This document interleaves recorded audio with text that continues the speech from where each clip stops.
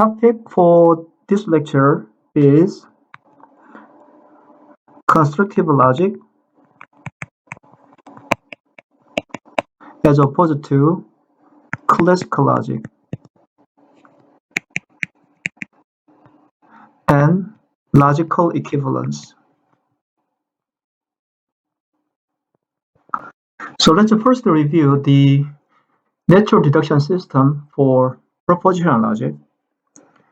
We have this implication introduction rule. To apply implication introduction rule, you introduce this hypothesis and we label it with the symbol X, and then you deduce B true. And the elimination rule is you start with this A implies B true, and the only way to make use of this judgment is by providing a separate proof of A true, and then by combining these two, you can deduce B true. This is the implication elimination rule.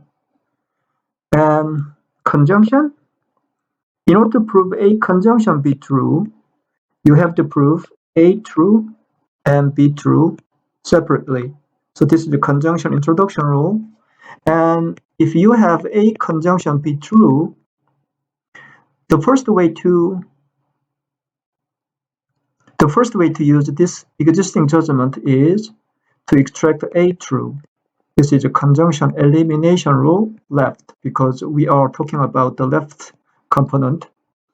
And the symmetry case is A conjunction B true, conjunction elimination right rule. This right corresponds to this right component, and then you deduce B true. In the case of disjunction, in order to prove A disjunction B true, you either prove A true or you prove B true. So this is the disjunction introduction rule left. This is the disjunction introduction right. In the case of disjunction elimination rule, you start with A disjunction B true. And in order to eliminate this disjunction, you have to consider two cases. The first is we assume A is true. So you introduce this hypothesis with the label X and you put the same label here. And then you deduce something. And you try to deduce the same judgment starting with this hypothesis be true, and we label this hypothesis differently. So we put label Y here. If these two hypothetical proofs are completed, that means that whichever branch you take, you always end up with the same judgment, C true. So you can safely deduce C true. Next, we have top. Top is always true, so you don't have to provide anything extra here because top is automatically true. So top introduction rule has an empty premise. However, it has no elimination rule because there is nothing to extract from top. So there's no elimination rule. In the case of bottom, there is no introduction rule because this bottom is impossible to prove by definition, so there should be no way to introduce the bottom. But it's okay to make an assumption of something terrible, something impossible to prove. So there is an elimination rule. So if you have a bottom true, well, you cannot prove a bottom true directly, but somehow you managed to prove bottom, for example, starting from an assumption. So if this is the case, then you can prove everything else. This is a bottom true. Because bottom is something impossible to prove, or alternatively, you can say bottom is something that is the most challenging to prove. And if you can prove something that is the most challenging to prove, then you should be able to prove everything else. So this is bottom elimination rule. We have this notational definition, negation A, and we define it as notationally A implies bottom. So if you have negation A true, then internally you apply implication introduction rule, because this guy is A implies bottom. So you introduce A true as a hypothesis, and then you somehow prove bottom true. And we instead write negation introduction rule. And if you have negation A true, you can eliminate it. Negation elimination rule. And this expanded to A implies bottom. So the only way to make use of this existing judgment is by proving A true as a separate proof. And then by combining these two, you can prove bottom true. And literally it says, if you have A is true and A is false, you obtain contradiction. So these are the systems that we have developed so far. Okay. And I'd like to discuss the particular property of this top and bottom. So it turns out that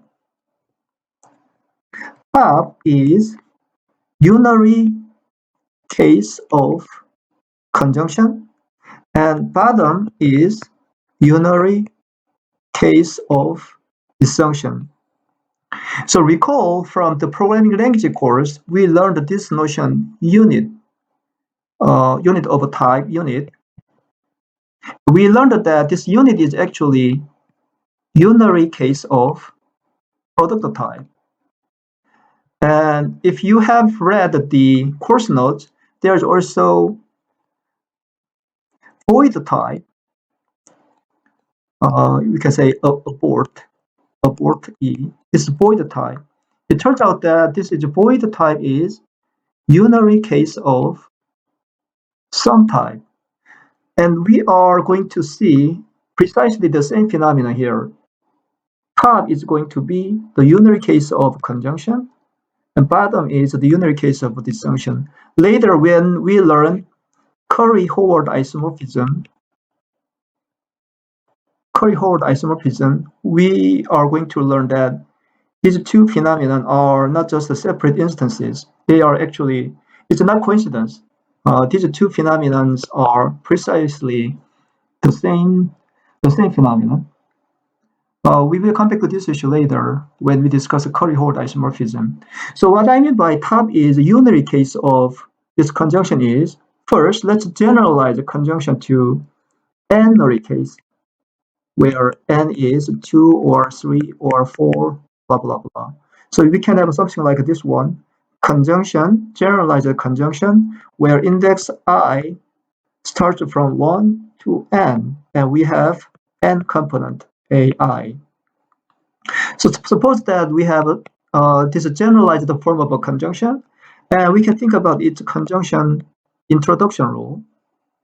And this thing basically says A1 is true and A2 is true, and eventually AN is true. So intuitively, you have to prove all these components individually. So what that means is that you have to prove A1 is true, A2 is true, blah, blah, blah, AN is true. So you will have n parts in the premise. You have to prove n distinct judgments in the premise.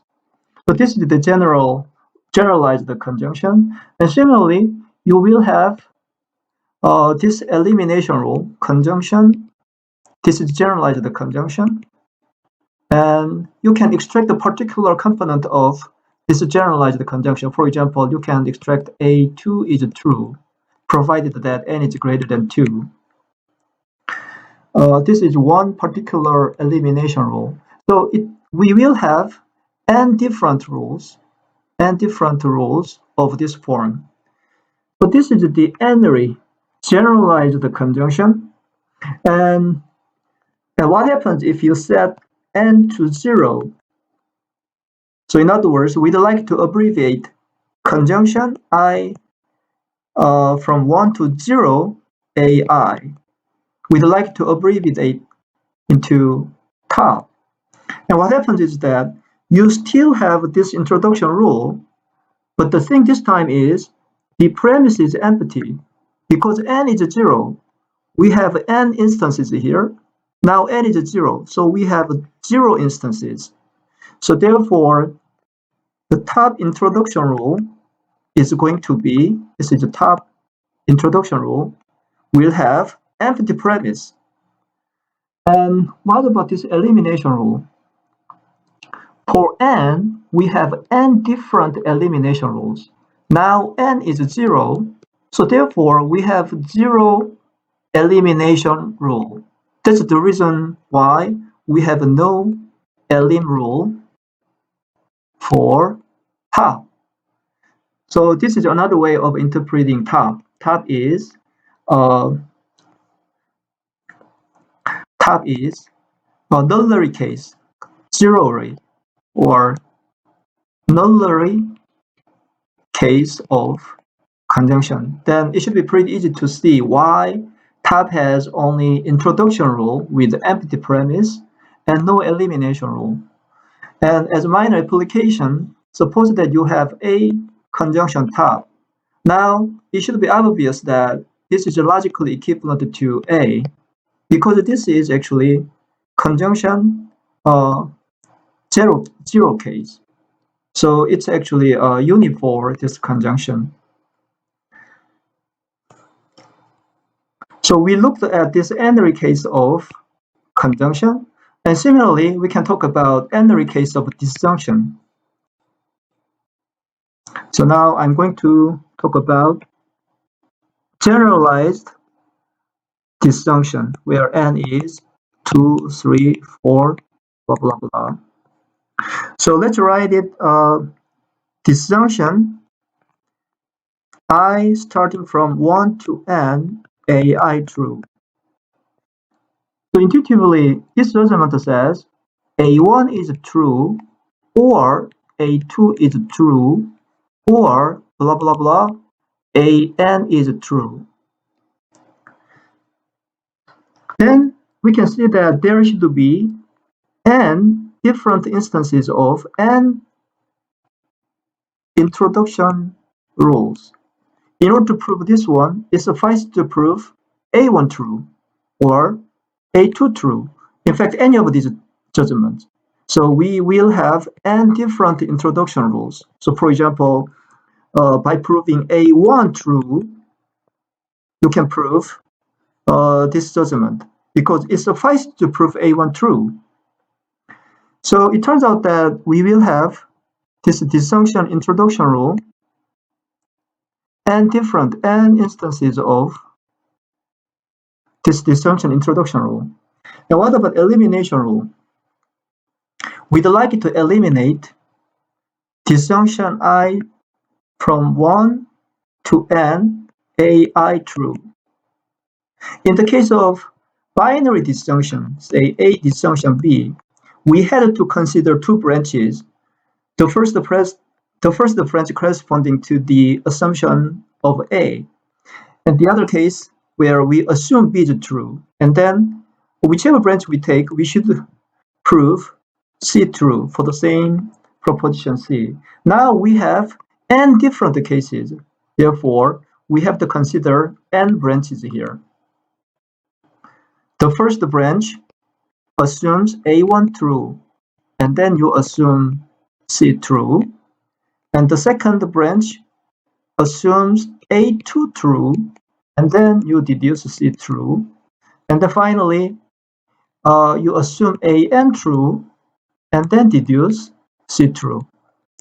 So in all these branches, all these hypothetical proofs, if we can prove the same judgment C true, then whichever is the case, you can always produce the same judgment C true. So this would be the elimination rule for generalized dysfunction. Now, let's set n to 0. N is now 0. Then what happens? Well, we have n introduction rules. Now n is 0, so therefore we have no introduction rules or 0 introduction rules. That's the reason why we don't have any introduction rule, because bottom is basically another way of saying I starting from 1 to 0, AI. So there's no component here. So there's no introduction rule. But still we have this elimination rule. It's just that we don't need any of these branches because n is 0. So all these guys disappear and we are left with only this judgment. So that's the reason that if you have bottom true, then you can prove anything else. So bottom elimination rule. So once you realize that this bottom is the nullary case of disjunction, it should be obvious. A disjunction bottom is logically equivalent to A. Well, intuitively, this thing says A is true or something impossible is true. But this is a nonsense, so you have to prove A is true. So this is another way of looking at bottom and also top. Top is the nullary case of a conjunction, and bottom is nullary case of disjunction. So this concludes the development of natural deduction system for propositional logic. Now let's look at some interesting property of this system. We are going to analyze this particular form of proposition, negation A, commonly called double negation A. Double negation A. So the verbal interpretation of this double negation A is it's basically negation, not A. And this thing says not A is false. We are a bit informal here because this notion of false is ambiguous at the moment. So let's just rely on our intuitive interpretation of this simple negation. So negation A is, well, A is false. And this negation means not. So this is not. A is false. So we can expand the double negation A as A is not false, or A can't be false, or A is not false. And the question is, what about the equivalence between double negation A true with respect to A true? This is just A is true, where this judgment says A is true. And this judgment says A is not false, or A can't be false. And the question is, are these two guys equivalent to each other, or is there some difference between these two? So let's first consider this direction. A implies double negation A true. Is this provable or not provable? So this is the first case. And our intuition, our instinct says this must be true, because if A is true, it automatically implies A cannot be false. Well, if somebody said some statement is true, well, you cannot claim that it is not false because somebody has already proven that A is true. So from our own intuitive reading, this is going to be provable. So let's try to prove it. And in fact, it is provable. So let's prove this. A implies double negation A true. Well, it is some stuff implied some stuff. So the only way to make progress in completing this derivation tree is by applying implication introduction rule. So assume A true.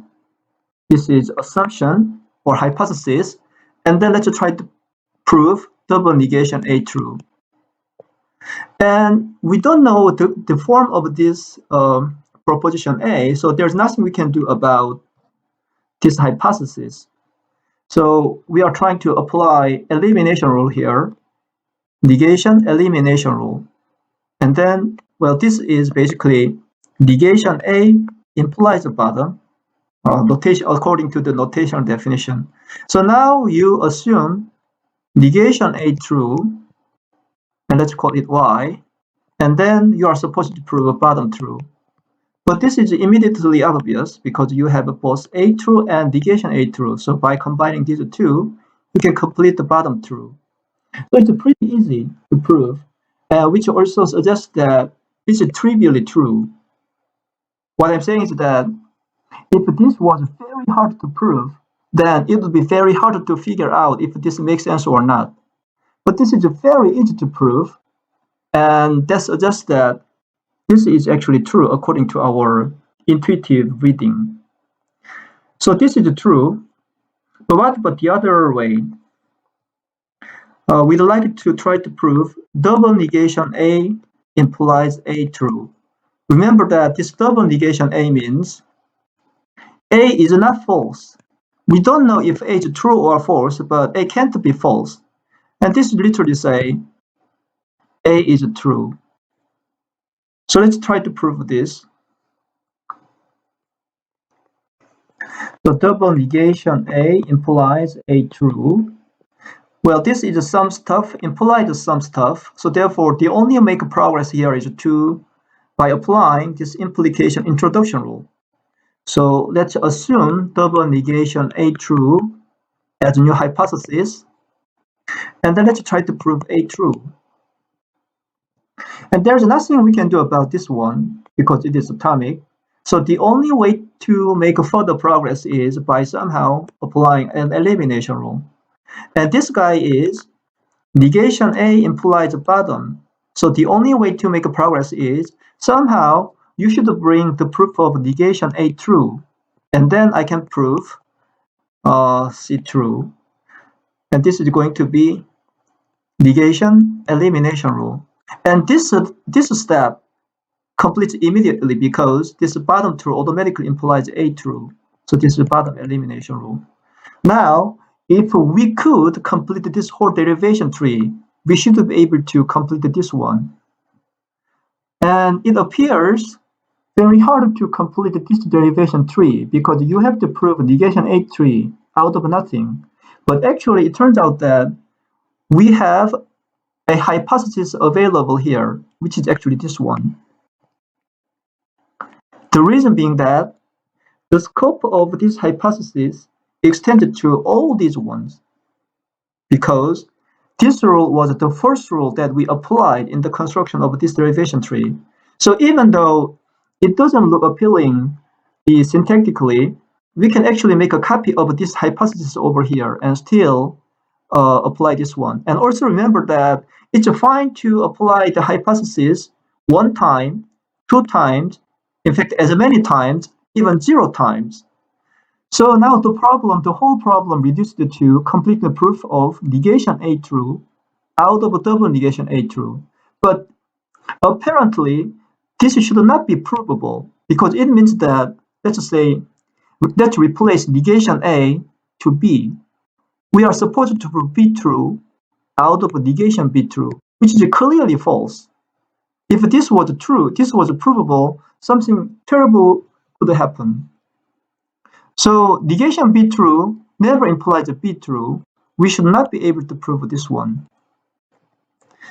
So we can see that actually the conclusion is negation A implies A true. This is never provable in our logic. Later, actually, we can formally prove that this is not provable. So what I'm saying is that we will formally prove that this is not provable. Well, this is not formal proof because somebody else with a deep insight into natural deduction system for propositional logic might be able to contrive a proof that we have never thought about. So this is like a strong evidence. Our investigation here is a strong evidence that this is not provable. It is not definitive, conclusive proof. But later, we will actually formally prove that this is not provable. For now, let's just rely on our intuitive finding, which is double negation A implies A true. This is not provable. But previously, we looked at A implies double negation A true. this is provable. So combining these two facts, two findings, we can say that A and negation A, double negation A, these two guys are not logically equivalent. There's some difference between these two in terms of the amount of information carried by them. So intuitively, which is stronger than the other? If you can prove A implies B is true, we can say that A is stronger than B. Intuitively, A carries more information than B does. So for example, every man, let's just say, I am a man, this is A. B is, every man died, so every man dies. Well, A carries more information than B because if you have A, you can always deduce B, but in addition to B, you can actually prove something else. For example, I am happy or something. So this example suggests that if you can prove A implies B true, A is stronger than B, which means that A carries more information than B. Now, if you compare this A and double negation A, this direction is provable, but the other way, the converse is not provable. So therefore, A is definitely stronger than double negation A. Strictly stronger. A is strictly stronger than double negation A. In other words, A is worth more than double negation A. Well, if this A was say worth $100, this double negation A would be like worth $50, but never more than $100. That's what I'm saying. So now we can say A is strictly stronger than double negation A, but this is a property only specific to the natural deduction system that we have looked at so far. And in this regard, this system is said to belong to constructive logic or intuitionistic logic.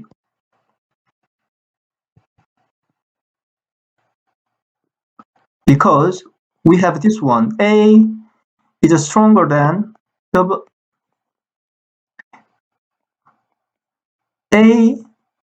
negation A. These two guys are not logically equivalent. Okay. But we learned that we have this notion of relative truth. In the other branch of logic called classical logic, we equate these two propositions, A and double negation A. In classical logic, these two propositions are logically equivalent. A means double negation A, and conversely, double negation A means A. This is not the case in our study of logical system, natural deduction system based on constructive or intuitionist logic. Here, A and double negation A, these two are not logically equivalent. A is much stronger. So now let me tell you one example of a classical logic. The first example is truth table that we looked at in the introductory presentation. The second one is something that everybody should be familiar with, which is proof by contradiction.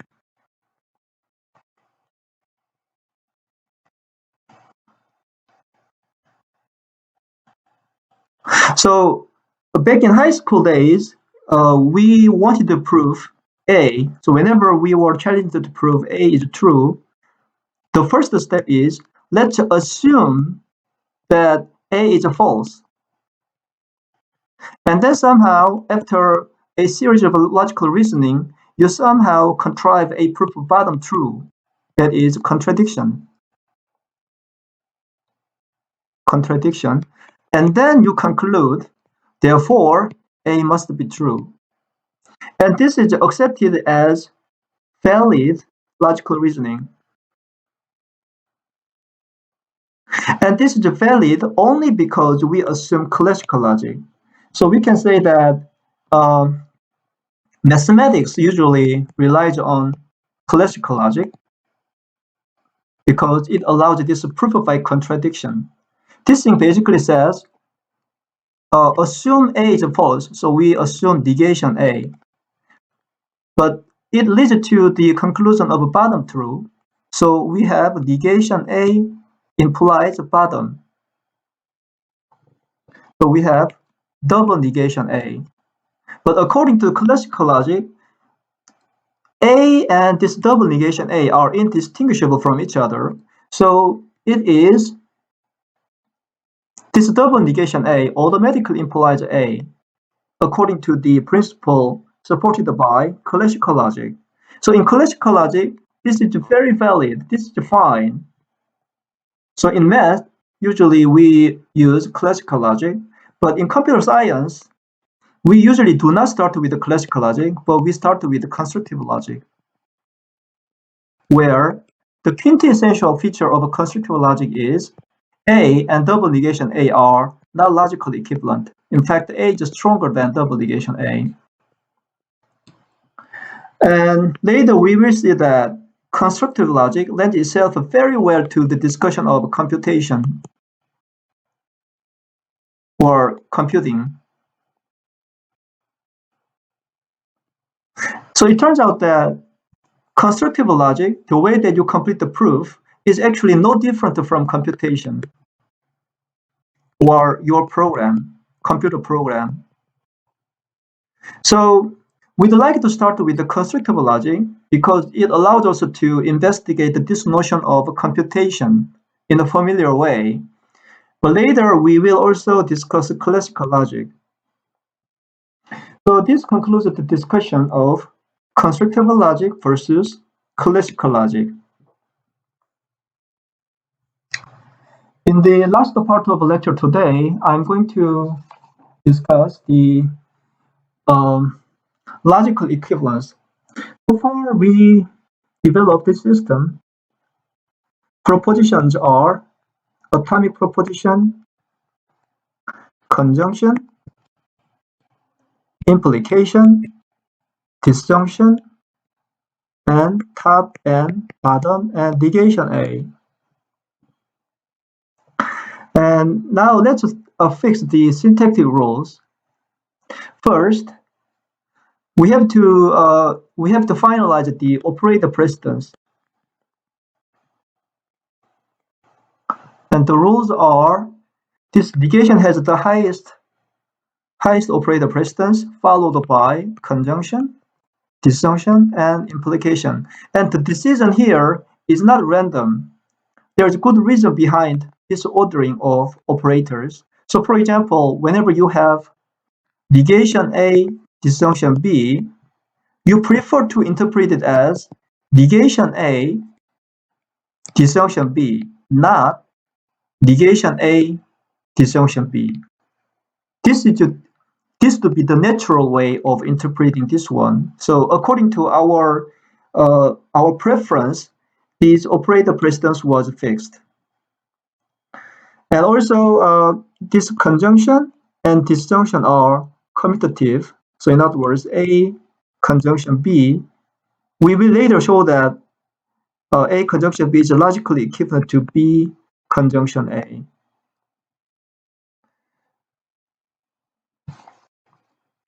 And finally, we have to decide the associativity rule.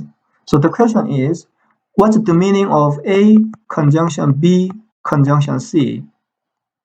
And we'd like to interpret it as right associative. So whenever this B finds conjunction on both sides, this guy prefers to associate it to the right one first.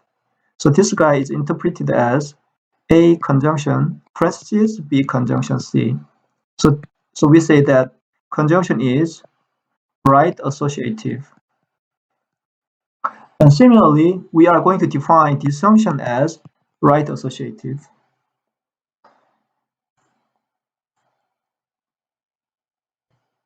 Finally, let's discuss logical equivalence.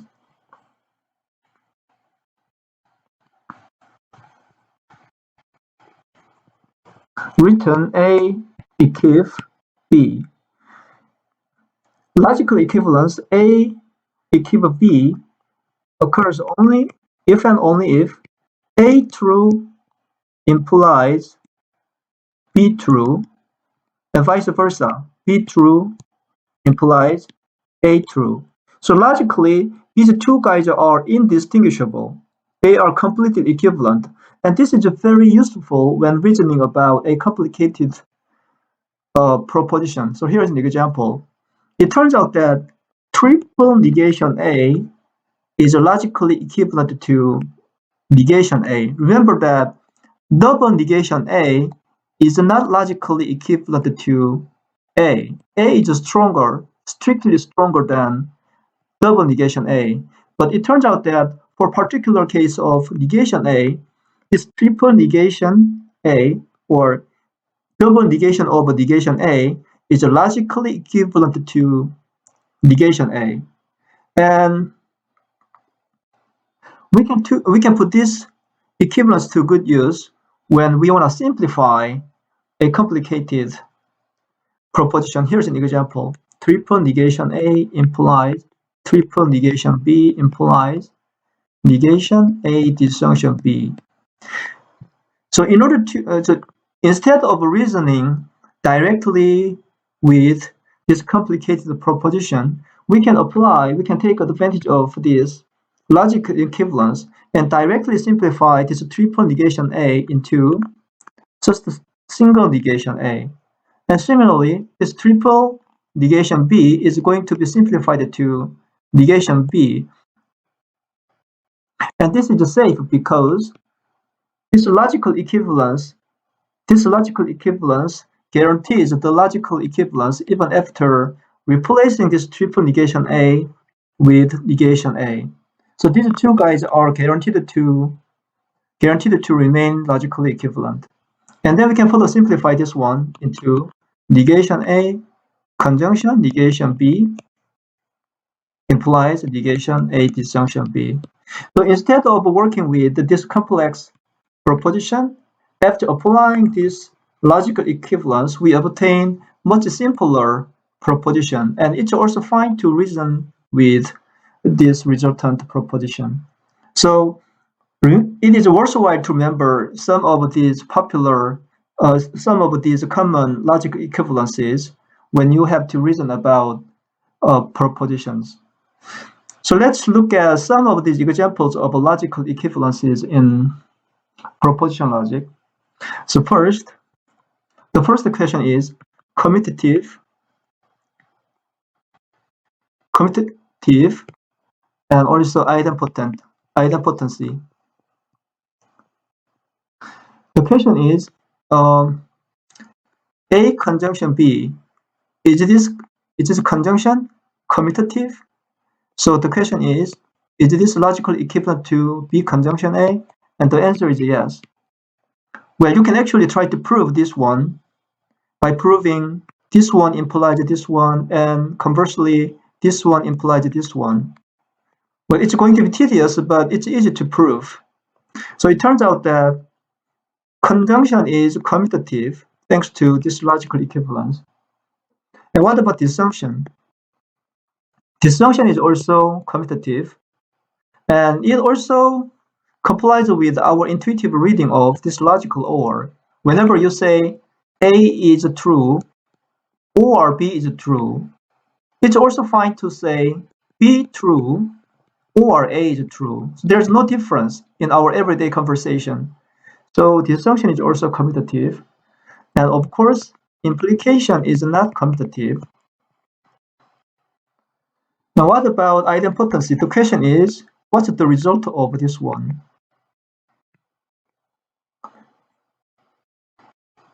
So you have precisely the same proposition on both sides of this conjunction, and it is logically equivalent to A. Well, this thing says A is true, and also A is true. And there's no reason to repeat the same judgment. Nobody would be interested in the second judgment. So it's fine to say just A. And this thing says A or A. A is true or A is true. And again, there's no need to repeat the same judgment twice. So you can simplify it into A. And A implies A. Well, this is of course true. If you are making assumption of A being true, you are allowed to deduce the same judgment A. So this is, well, tautology. So we can simplify into top.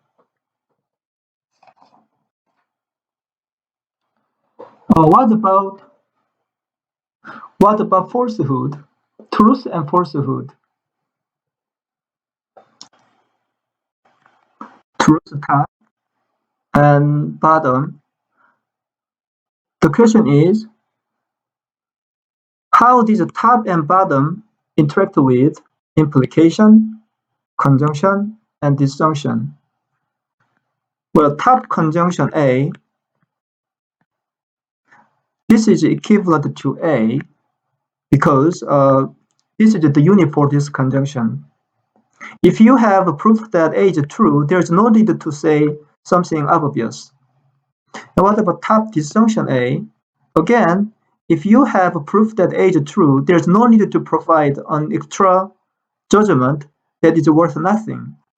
So this is directly equal to, actually, sorry. Top or A, this thing says, if you'd like to prove a top disjunction A, you have to prove either top true or A is true. But this is already provable, so there's no need to prove anything else. Top implies A.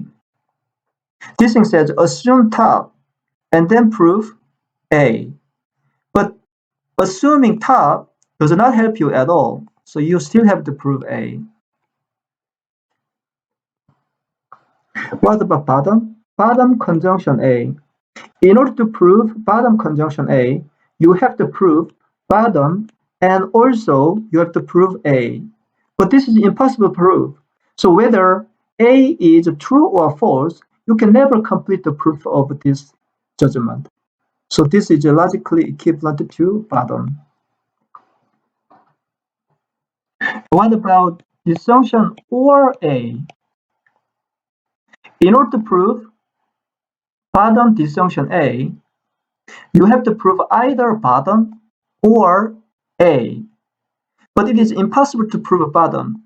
So it doesn't help you at all to try to prove this bottom because it is not provable anyway. So you have to prove A. And what about bottom implies A? Well, this is the true because if you make an assumption of a bottom, you can prove anything else because bottom true implies A true by bottom elimination rule. And what about A implies top? Assume A and then prove top. But in order to prove top, you don't need anything else. So this is already provable. And what about A implies bottom? Well, this is the notational definition of negation A.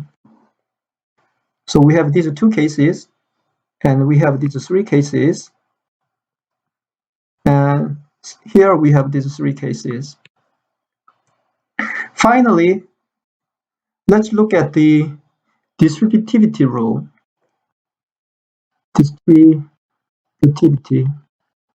So the question is, we'd like to investigate this form of a proposition. A, some operator. B, some logical operator. C. So for example, this could be conjunction, disjunction, implication. This could be conjunction, disjunction, implication. So we have these 9 combinations. It's a bit tedious, but it's worthwhile to go over all these cases to better understand these logical connectives. So let's first consider this case, conjunction. So we have A conjunction, B conjunction C, B disjunction C, and B implication C. So let's see the interaction between this conjunction and the logical connective here. And this one is basically A conjunction B conjunction C. So that means that conjunction is associative. Intuitively, the ordering of A, B, and C, and A, B, C doesn't matter. And what about this one? A conjunction B, disjunction C. And it turns out that we have this distributivity rule. This conjunction distributes over disjunction. So we have A conjunction B, disjunction A conjunction C. And if you think about it, this logical equivalence indeed makes sense even in the human language. And what about A conjunction B implied C? There's no interesting interaction here. This is the first case. The second case is disjunction. A disjunction, B conjunction C, B disjunction C, and B implication, implied C. And here, we have another distributivity rule. We say that this disjunction distributes over this conjunction. So we have A disjunction B conjunction A disjunction C. We say that disjunction distributes over this conjunction. So what about this one? Well, this is A disjunction B disjunction C, which basically says that disjunction is associative. And there's no interaction here. And finally, we have A implies B conjunction C, B disjunction C, B implied C. And this thing says A implies B and C, then A implies B and also A implies C. So it turns out that we can split in this way. And this logical equivalence can be interpreted in the human language easily. This has no interesting interaction.